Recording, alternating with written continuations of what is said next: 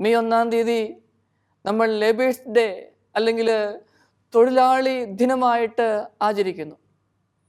തൊഴിലാളികളുടെ മധ്യസ്ഥനാണ് വിശുദ്ധ യേസുപിതാവ്.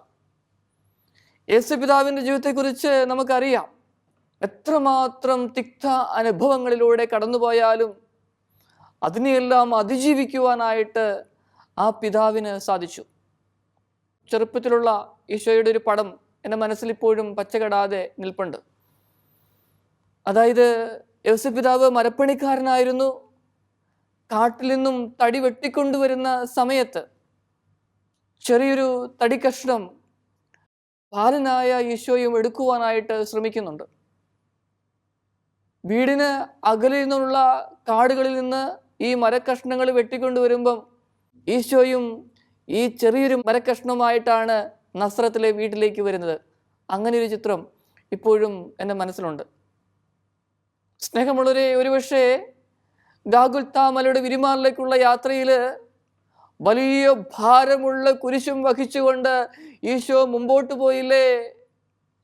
ഈ അവസരങ്ങളിലൊക്കെ ഈ ചുമന്ന തടിക്കഷ്ണമില്ലേ, അതിൻ്റെ ഭാരം, അതിൻ്റെ നൊമ്പരം വഹിക്കാനുള്ള വേദനയൊക്കെ ഈശോയ്ക്ക് ചെറുപ്പത്തിൽ അറിയാമായിരുന്നു. അതൊക്കെ ജീവിതത്തിൽ മുതൽക്കൂട്ടായിട്ട് മാറുകയാണ് ചെയ്യുന്നത്. അങ്ങനെയെങ്കിൽ നമ്മുടെയൊക്കെ ജീവിതങ്ങളെ ദൈവത്തിൻ്റെ കരങ്ങളിലേക്ക് സമർപ്പിക്കാം, പ്രാർത്ഥിക്കാം. തൊഴിലാളി ദിനത്തിൻ്റെ എല്ലാവിധ മംഗളങ്ങളും ഏറ്റവും സ്നേഹത്തോടെ എല്ലാവർക്കും നേരുകയാണ് ചെയ്യുന്നത്. ഓരോ തൊഴിലിനും മഹത്വമുണ്ട്, ശ്രേഷ്ഠതയുണ്ട്, ഭാവനതയുണ്ട്. കാരണം എന്താ? ഓരോ തൊഴിലും പാവനമായ തൊഴിലാണ്. കഴിഞ്ഞ ദിവസം JCB ഓപ്പറേറ്റ് ചെയ്യുന്ന ഒരു വ്യക്തിയെ കാണുവാനായിട്ട് ഇടയായി. അദ്ദേഹം നന്നായിട്ട് വർക്ക് ചെയ്യുന്ന, നന്നായിട്ട് ഓപ്പറേറ്റ് ചെയ്യുവാനായിട്ട് അറിയുന്ന ഒരു വ്യക്തിയാണ്. അദ്ദേഹത്തെക്കുറിച്ച് വലിയ നല്ല നല്ല കാര്യങ്ങൾ പറഞ്ഞു കേൾക്കുമ്പം ഭയങ്കര സന്തോഷമാകുന്നു. നമുക്കറിയാലോ, ഇപ്പോഴത്തെ ചൂട്, ഏപ്രിൽ മെയ് മാസങ്ങളിലെ നമ്മുടെ ചൂട് ഏകദേശം 36 മുതൽ 42 ഡിഗ്രി വരെയുള്ള ചൂടാണ്. ഈ ചൂടിൻ്റെ സമയത്ത് JCBയിൽ ഒരു ചെറിയൊരു ടിൻ ഷീറ്റ് പോലെയുള്ള ഒരു മറ മാത്രമേ ഉള്ളൂ മുകളിൽ. അവിടെ ഇരുന്നു കൊണ്ട് 8 മുതൽ 12 മണിക്കൂർ വരെ ജോലി ചെയ്യുക എന്ന് പറയുന്നത് അത്ര എളുപ്പമല്ല. പക്ഷേ ഈ വ്യക്തി എന്താ ചെയ്യുന്നത്? അദ്ദേഹം ഏൽപ്പിച്ച ജോലി, കോൺട്രാക്ടറുണ്ട്, അദ്ദേഹം നിർദ്ദേശം കൊടുക്കുന്നു, ആ ജോലി കൃത്യമായിട്ട് നിർവഹിക്കുവാനായിട്ട് ശ്രമിക്കുക. അല്പസമയം റെസ്റ്റ് എടുത്തോളാൻ പറയുമ്പം നാളെ ഞാനിത് വീണ്ടും ചെയ്യേണ്ടതല്ലേ, നാളെ 1 മണിക്കൂറിന് വേണ്ടിയിട്ട് ഞാൻ വരേണ്ടതല്ലേ, അത് ഇപ്പോഴങ്ങ് തീർത്തേക്കാമെന്ന് പറഞ്ഞുകൊണ്ട് അദ്ദേഹം തീർക്കുകയാണ് ചെയ്യുന്നത്. പിന്നെ കൂട്ടിച്ചേർത്തൊരു കാര്യം, 8-10 വർഷം കഴിയുമ്പം ഇതുപോലെ JCB ഒക്കെ ഓപ്പറേറ്റ് ചെയ്യുവാനായിട്ട് നമ്മുടെ നാട്ടിലൊക്കെ ആളുകളുണ്ടാവുമോ എന്നുള്ള ഒരു ചോദ്യവും. സ്നേഹമുള്ളവരെ, ഏത് ജോലിയായാലും അതിനെ സ്നേഹിക്കുന്ന വ്യക്തികളുണ്ട്, കുടുംബങ്ങളുണ്ട്.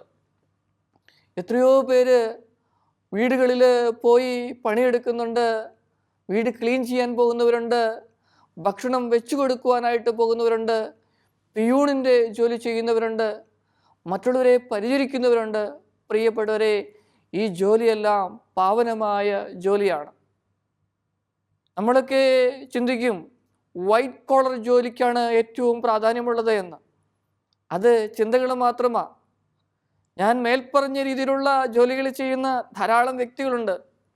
അവരൊന്നുമില്ലായിരുന്നുവെങ്കിൽ നമുക്ക് ഇതുപോലെ ഒന്നും ജീവിക്കുവാനായിട്ട് സാധിക്കുമായിരുന്നില്ല. അങ്ങനെയെങ്കിൽ ഓരോ തൊഴിലിനും മഹത്വമുണ്ട്. നമുക്കറിയാലോ, ഈ സൈക്കിൾ ചെയിൻ, ഈ ചെയിനിൻ്റെ എവിടെയെങ്കിലും ഒരു കണ്ണി വിട്ടുപോയാൽ പിന്നെ സൈക്കിള് മുമ്പോട്ട് പോവില്ല. ഇതുപോലെ തന്നെയാണ് നമ്മുടെ ജീവിതത്തിൽ എല്ലാവരും നമ്മുടെ കൂടെ ഉണ്ടാവണം. എല്ലാ തൊഴിലാളികളും തൊഴിലുകളും ചെയ്യുന്ന വ്യക്തികളും നമ്മുടെ കൂടെ ഉണ്ടാവണം. എങ്കിൽ മാത്രമേ ജീവിതം സുന്ദരമായിട്ട് മുമ്പോട്ട് പോവുകയുള്ളൂ. എല്ലാവരെയും ഒരേപോലെ കാണുവാനായിട്ടാണ് ഈ ദിവസങ്ങൾ, പ്രത്യേകിച്ച് ലേബേഴ്സ് ഡേ, നമ്മളെ പഠിപ്പിക്കുന്നത്. ഇനി പ്രിയപ്പെട്ടവരെ, യേസുപിതാവിൻ്റെ ജീവിതം വലിയ സുന്ദരമായ ഒരു ജീവിതമാണ്. ഞാൻ അങ്ങനെ പറയാനായിട്ട് കാരണമുണ്ട്. സുന്ദരമായ ഒരു ജീവിതം എന്ന് പറഞ്ഞു കഴിഞ്ഞാൽ ജീവിതത്തിൽ സഹനങ്ങളോ ദുഃഖങ്ങളോ ഇല്ലാത്ത ഒരു ജീവിതമൊന്നല്ല അർത്ഥമാക്കുന്നത്. സുന്ദരമായ ജീവിതം എന്ന് പറഞ്ഞു കഴിഞ്ഞാൽ ഈ ഉണ്ടായ തകർച്ചയും സഹനത്തെയും ഒക്കെ വളരെ ശ്രദ്ധയോടെ അതിനെ നേരിട്ട് അതിജീവിച്ചു എന്നുള്ളതാണ് അതിൻ്റെ പ്രത്യേകത. ഇനി യേശുപിതാവിൻ്റെ ജീവിതത്തിലേക്ക് നോക്കിയാൽ കാണാൻ സാധിക്കുന്ന ഒരേ ഒരു കാര്യം എന്ന് പറയുന്നത്, അദ്ദേഹം വലിയ സന്തോഷത്തിൻ്റെ അവസരത്തിൽ ഒരു തീരുമാനം എടുത്തതായിട്ട് കാണുന്നില്ല. വലിയ ദുഃഖത്തിൻ്റെ അവസരത്തിൽ, പ്രത്യേകിച്ച് മാതാവ് ഗർഭിണിയാണെന്ന് അറിഞ്ഞപ്പം വിവാഹത്തിൽ നിന്ന് പിന്മാറണം എന്ന് പോലും അദ്ദേഹത്തിന് മനസ്സിലുണ്ടായി. വലിയ സന്തോഷത്തിൻ്റെ സമയത്തോ ദുഃഖത്തിൻ്റെ സമയത്തോ ഒരു തീരുമാനം പെട്ടെന്ന് എടുത്തില്ല. മറിച്ച് ശാന്തനായി ഉറങ്ങുന്ന യേശുപിതാവിൻ്റെ ചിത്രമാണ് നമ്മൾക്ക് കാണുവാനായിട്ട് സാധിക്കുക.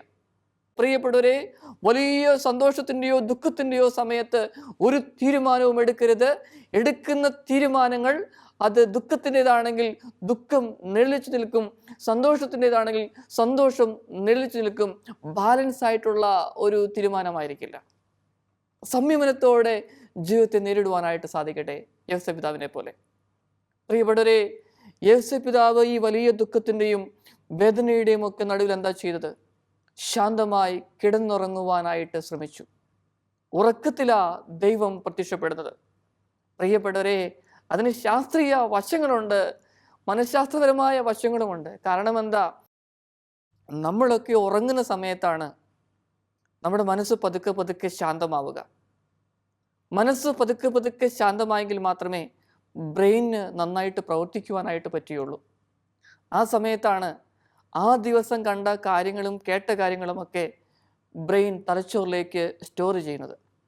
പിന്നെ ആ ബ്രെയിനിലേക്ക് ഒഴുകിയെത്തുന്ന കെമിക്കൽസ് അതെല്ലാം ഒരു ബാലൻസ് ആയെങ്കിൽ മാത്രമേ നല്ല തീരുമാനങ്ങൾ എടുക്കുവാനായിട്ട് പറ്റുകയുള്ളൂ.